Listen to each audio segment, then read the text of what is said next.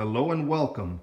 Today we are looking at the SJRC S20W GPS drone. This drone has dual GPS, return to home, auto takeoff, auto land, a 1080p HD camera that is remote articulating, and plenty of other neat features. So let's check it out. Now the drone comes in this nice white rectangular box with a good layout here.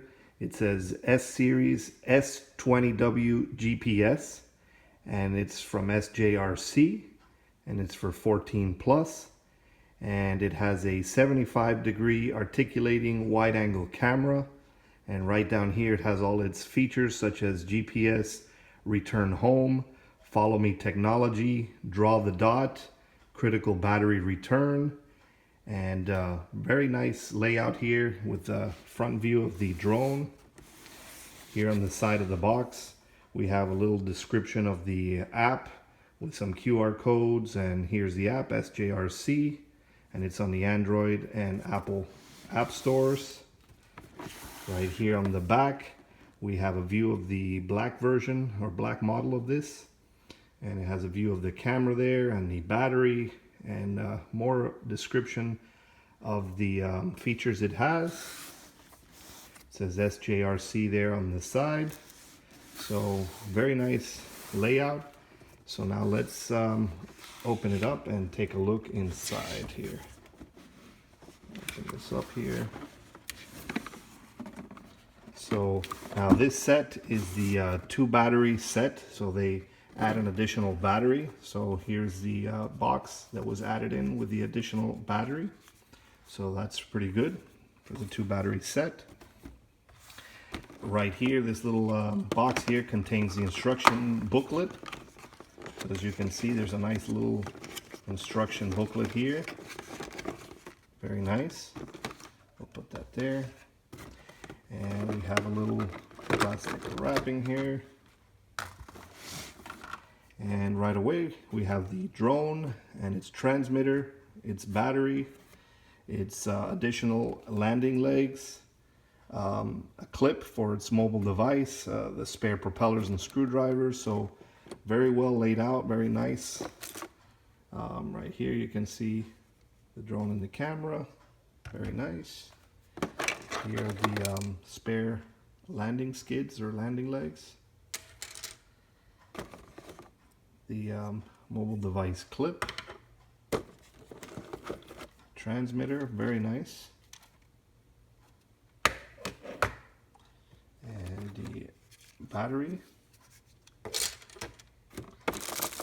the propellers with a screwdriver and some wrench there and some additional parts, so very nice there. And a micro USB cable here, so you can charge the batteries, the transmitter, and that's essentially it. So very nice. So let's organize all this and take a last look at the contents of the box. Now, taking a last look at the contents of the box, we have the drone, its spare landing legs. This set came with 2 3.7 volt 1000 milliamp lithium ion batteries, a micro USB charge cable, 4 spare propellers, 2 spare propeller end caps, 2 spare propeller gears, a screwdriver, a little wrench, 4 small screws, the instruction booklet, the transmitter, and its mobile device clip.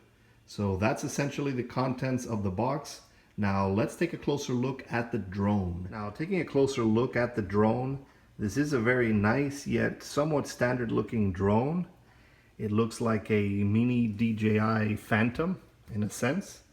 And right here at the top it says SJRC. And this is a brushed motor quadcopter with its 75-degree articulating camera here at the bottom that the pilot can remotely tilt with the transmitter. Now this version is the 1080p wide angle camera.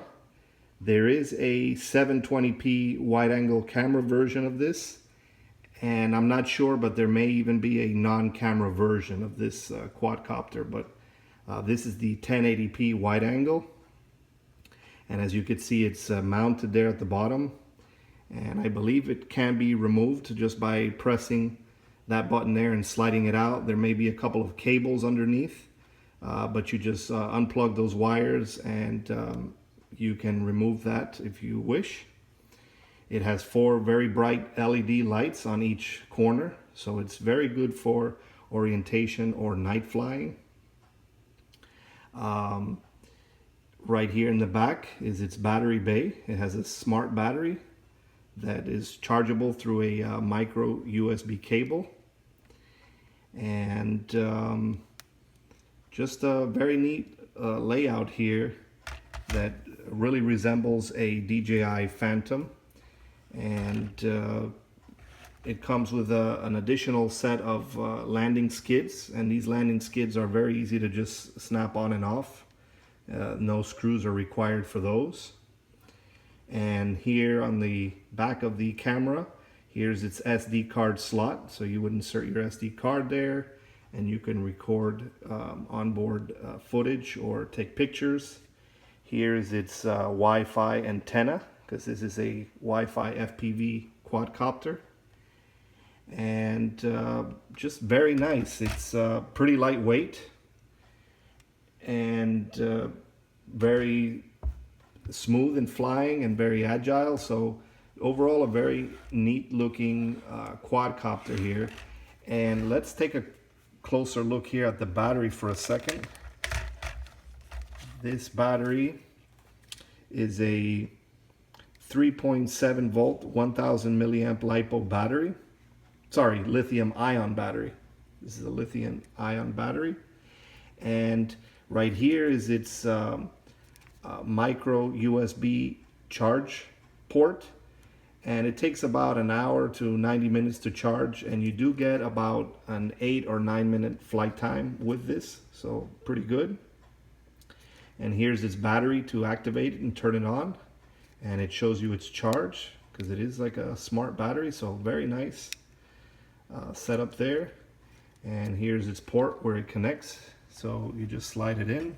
It is a proprietary battery, but the good thing about it is you can charge it with just about any micro USB cable, and you can charge several at a time because you just get a couple of micro USB cables and charge them, and they just slide in, so very convenient to work with. And you just turn this on, and as you can see, has very nice LEDs and very well lit. So very nice setup. Now I noticed that this didn't come with any propeller guards, and I don't see any slot there for a propeller guard. I guess they may have these available online, but right out of the box there were no propeller guards available for this. So just one thing to note there. So just a very neat setup there. Now let's take a closer look at its transmitter. Taking a closer look at the transmitter, this is a very comfortable gamepad-like transmitter, and it has a very good light weight to it. Now this transmitter has a built-in internal battery, so there's no need to insert any AA or AAA batteries.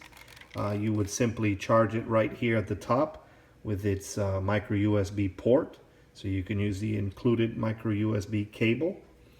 And as you can see, you have to insert the mobile device clip there, so you would install that, and it can house a pretty large size mobile device or cell phone, but not quite a tablet. And as you can see, it has a colorful LED display there with different statuses going on there. So now going over the controls, this is the left throttle stick and right rudder stick, and these joysticks also act as buttons. So if you do a quick tap of the left throttle stick, you can change the rates of speed, as you can see here, speed 2, speed 3, speed 1. And if you long press this stick, you enter into trim mode. And at that point, you can move the joysticks to trim out the quadcopter. And then you can exit that by keeping it pressed again.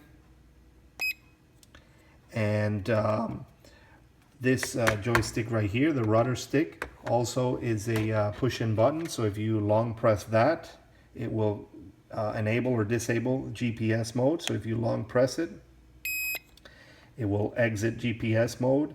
And if you long press it again, it will enable GPS. Right here at the bottom, we have our return to home button, our on-off button, and our auto takeoff, auto land button. And if you keep the return to home button pressed, it will enter headless mode. So if you push that, you can see now the quadcopter is in headless mode. And if you keep it pressed again, it will exit that mode. And the auto takeoff auto button is just simply you tap it once for auto takeoff and tap it again to auto land. Right here on the upper left, we have the angle buttons. So if you want to tilt the camera upwards, you would keep this button pressed. And if you want to tilt it downwards, you would keep this button pressed. And you will hear beeps as it's adjusting. And right here on the upper right, we have the camera and video button. And we also have the follow me button. If you quick tap the camera and video button, you will see the display there, flash there for video camera. And if you long press it, it will start recording video, and you can hear some beeps and see the lights flashing there. And if you long press it again, it will exit the record functionality. And here's the follow me button. So you would press that and it will enable the follow me mode. Now that will only work if you are connected to the quadcopter using the app and if you have the mobile device present, because there is no built-in GPS into this transmitter. So it uses the app's GPS location in order for this functionality to work. But you can enable it from this button right here. So that's essentially it for the controls. So now let's take a look at the app and setting up for a first-time flight. Now, setting up for a first flight is pretty straightforward. Once the batteries have been fully charged and inserted into the quadcopter along with its SD card, you would first turn on the quadcopter by pushing the batteries button like so. At that point, you will see the lights go on. Next, you want to turn on the transmitter, so you would push its power button. Next, you want to bind the transmitter to the quadcopter by putting the left throttle stick up and down like so. And you will hear a couple of beeps. At that point, you should be bound. And so now you want to perform a couple of calibrations. The first being the gyro calibration. So to do that, make sure that the quadcopter is flat and on the ground level without moving. And you would push both joysticks up and out like so. And you will see the lights flash like that. And everything will reinitialize. And at that point, you've calibrated the gyros. Now you need to calibrate the GPS compass. And in order to do that, you want to push both sticks up and in. So once you do that, you will see the lights flash very rapidly like so. You want to do first on the flat horizontal axis, you want to rotate the quadcopter clockwise a few times until a couple of lights stop flashing. So you do that. Notice how the rear lights stopped flashing.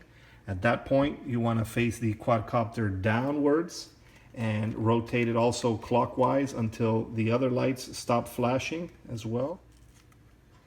And at that point, once it stops flashing, you are ready to wait for GPS lock. Now it already locked very quickly since this is a dual GPS. I believe this has GLONASS and GPS, so this grabs satellites very quickly and even indoors. but normally this will blink very slowly, and then it'll stop blinking once it has satellites. So now we're all set, but to set up the app for FPV, first we need to enter the app's Wi-Fi, so let's do that right now. So prior to entering the app, you want to go into your mobile device's Wi-Fi settings, and you want to connect to the drone's Wi-Fi. And so you would look for an entry here called SJRC GPS, and it'll have a serial number there. And initially there will be no Wi-Fi default password. So you would just simply connect to that. And once that is complete, you can next go to the app. And the app is SJGPS, and it looks like that. It's SJ-GPS, and you can find that in the Android or iOS app stores, and it has that blue icon. So you would simply launch that, and now you will see the different models there of the different SJRC quadcopters. You can see that they have a whole line of quadcopters that you can connect, but the one we're using now is the S20W, and you want to find the S20W 1080p GPS. And if you have the 720p version, you would connect to that, but in this case we have the 1080p version. And right here you have a quick start guide, learn to fly videos. You can go into your photo gallery. You have some support or help files there, but initially you want to start out with controls, and you would enter the app. So right now we are connected and have a live feed with the quadcopter. As you can see here, we have a live feed here, FPV feed. And quickly going over the app, this icon here will take you back.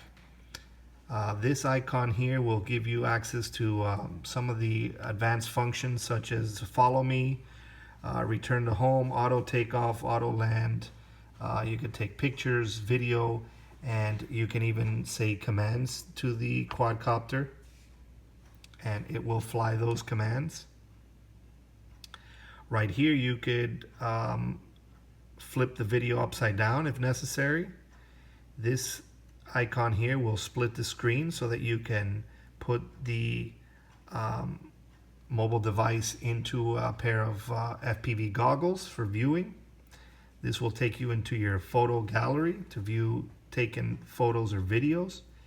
This will show you a flight log of all your flights and the distance and how long the flight lasted. This shows you your GPS connectivity with satellites. This shows you your transmitter's battery power or voltage. This shows you your drone's battery power or voltage. This shows you down here status of whether it's awaiting satellites or if it's ready to fly. This will show you some telemetry down here, such as distance, height, velocity, speed, so on and so forth. And right here in the settings, you have some parameters that you can enable or disable. If you have, well, by default, it will be in beginner mode, which will limit the quadcopter to fly only nearby distances. So you can disable that if necessary, and you can increase your max flight distance all the way to 400 meters, and you could also increase your max altitude to 120 meters, and your return to home altitude you can increase or decrease it as desired, but I believe the default is around 30 meters or so, and then you can save your settings. And then last but not least, so lastly, this draw point or draw waypoint feature, once you push that, you will have a map of your location, and you would simply tap on where you want the quadcopter to go. You will see a prompt to fly, And once you determine that you want to go there, it will fly in that location. Very cool feature. Overall, a very feature-rich, nice quadcopter that flies very well and looks like a smaller version of a DJI Phantom. So has great GPS, very stable, good 1080p clear camera. So a very good quadcopter for the price. So now let's take her up for a little flight and see how she performs.